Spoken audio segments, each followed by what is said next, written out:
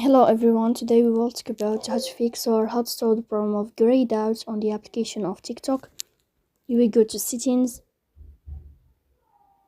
Here in this page you will go to apps, default apps, app settings. On above you will search about the application of TikTok and you will click. Then in this page of app info you will click on first stop and you will click OK. Here you will enter to the window of storage.